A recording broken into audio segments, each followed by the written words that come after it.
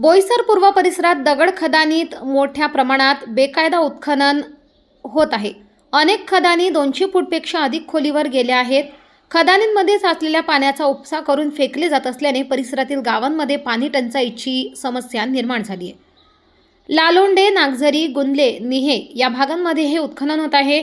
बेसुमार दगड उत्खनन होत आहे। उत्खनन करताना 6 मीटर लांबी व उंचीच्या पायऱ्या करत उतार करणे अपेक्षित असताना हा व इतर नियम धाब्यावर बसून 200 ते 250 फूट खोलीपर्यंत सरळ खोल खदानी करण्यात आले आहेत। जमिनीच्या पृष्ठभागावरून खोदकाम करणारे पोकलँड अथवा दगड वाहणारे डंपर यांना खदानींमधून जमिनीवर पोहोचवण्यासाठी 20 ते 22 मिनिटांचा अवधी लागत आहे। अनेक खदानी लोकवस्तीपासून 150 ते 200 फूट अंतरावर असून स्फोटामुळे घरांना हादरा बसत आहे।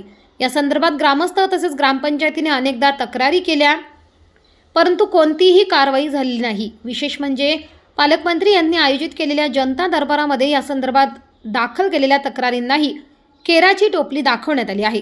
दुसरीकडे तक्रार करणाऱ्यांविरुद्ध बेकायदा उत्खनन करणाऱ्यांकडून होणाऱ्या दमदाटीने त्रस्त झाले आहेत।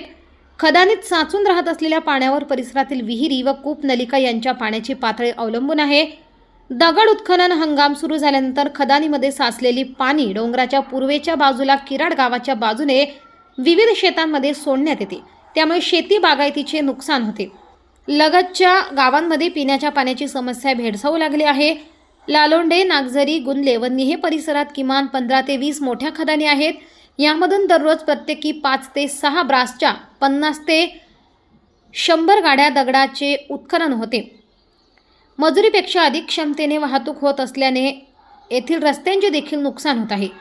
महसूल अधिकारी व कर्मचारी या उत्खननाकडे दुर्लक्ष करत असल्याचे आरोप होत आहेत। नागझरी परिसरामध्ये असलेल्या 22 ते 25 क्रशरमधून निघणाऱ्या भुकटी व धुळीमुळे झाड पानांवर मातीचा थर साचला आहे। हवेमध्ये धुळीचे कण असल्याने अनेकांना श्वसनाचा त्रास होत आहे। लालोंडे, नागझरी व परिसरात असणाऱ्या खदानीबाबत तक्रारी प्राप्त झाल्या। ड्रोनच्या साहाय्याने तांत्रिक पद्धतीने या ठिकाणी असणाऱ्या खदानींचे मोजमाप करण्यात आले आहे। संबंधित खानपट्टेधारक यांच्याकडून त्यांच्याकडे असणाऱ्या गौण खनिज शुल्क भरल्याचा तपशील मागवण्यात आला आहे।